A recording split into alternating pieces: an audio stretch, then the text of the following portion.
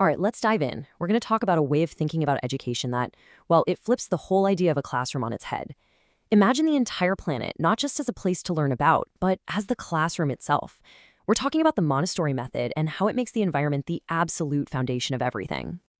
So let me ask you this. Think back to your own school days.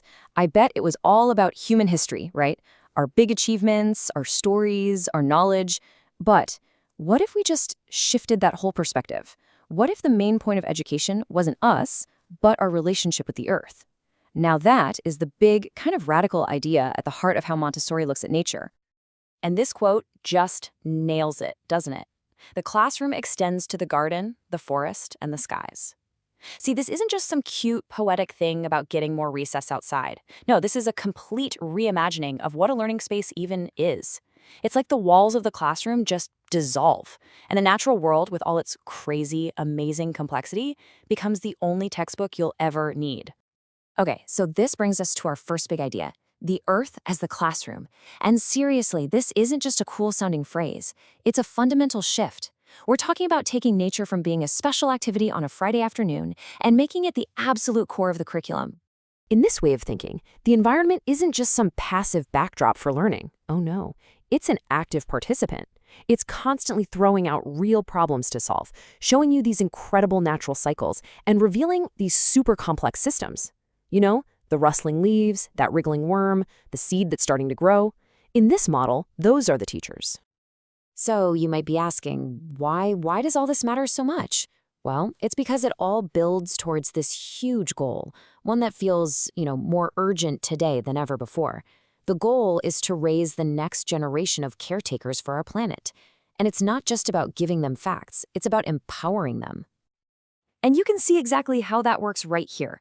It all starts with building an actual emotional connection, a real love and respect for the earth. From that feeling, kids start to naturally see how all life is interconnected. They learn that their own daily actions, even small ones, have a real impact. And maybe the most important part, they see themselves as part of the natural world, not standing outside of it looking in. Okay, so that's the philosophy, which sounds amazing, right? But how does that actually translate to a kid's day-to-day life? Well, it's all about learning through doing. This is where we get to see the really practical, hands-on genius of it all come to life. Just look at this table. It lays out the connection between doing something and really getting it. These are simple, everyday activities, but they teach these huge lessons. Tending a garden? You're learning about life cycles. Caring for a class pet isn't just a chore, it's a daily lesson in empathy. And sorting the recycling? Suddenly, that becomes a real, tangible lesson about resources and our impact on the world. Yeah, it's so much more than just gardening. Let's just take one example. Picture a little kid carefully planting a single bean seed. Are they learning botany? Sure, but they're also learning patience, waiting for that first little sprout. They're learning responsibility, because that plant depends on them for water. And they're getting this incredible dose of pure wonder when they see life burst out of this tiny little thing. That one small act holds a whole universe of lessons. Okay, so now we're going to zoom way, way out. Because what's truly mind-blowing is how this philosophy connects all those little hands-on moments to the biggest picture you can possibly imagine. This is where we get into something called the cosmic perspective. So, what is cosmic education? Think of it like the ultimate story, the grand narrative of the universe, of our planet, of the whole web of life. It's the why behind everything. It's the framework that helps a child connect the dots between that one little bean plant in their hand and the vast, complex systems of the entire cosmos. And you can see that journey right here. It's so elegant. You start super small and concrete, a single seed. Then you ask a simple question. What does it need to grow? Well, it needs the sun. Okay, what else needs the sun? Turns out the sun gives energy to basically all life. And just like that, from one tiny seed, you've opened a doorway to understanding how every single ecosystem on Earth actually works.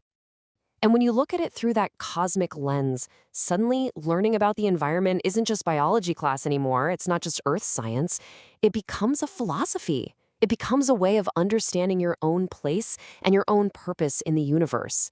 It helps a kid answer that massive question we all ask, where do I fit into all this? So when you put it all together, the hands-on work in the garden, the big cosmic stories, it all points to one ultimate goal: to help children grow up seeing themselves not as masters of the planet, but as its stewards. And this comparison right here makes that difference so clear. On one side, you have the exploiter. They look at a forest and just see a resource, something to be used. On the other, you have the steward. They see that same forest and understand it as a complex system to be cared for, something that makes oxygen, houses animals, and keeps our planet in balance. It's a fundamentally different way of seeing the world, and this education is all about building that steward mindset. Now, of course, this isn't always easy to pull off in the real world. There are challenges. If you have limited outdoor space, you got to get creative. A window box or even an indoor plant can become a powerful little classroom. And this stuff has to be a daily routine, not just a once-a-year Earth Day thing. And maybe the biggest one of all, the adults have to walk the walk. We have to model that responsible behavior ourselves. And that kind of brings us to a final thought to leave you with, because really, this whole philosophy isn't just for kids, it's for all of us.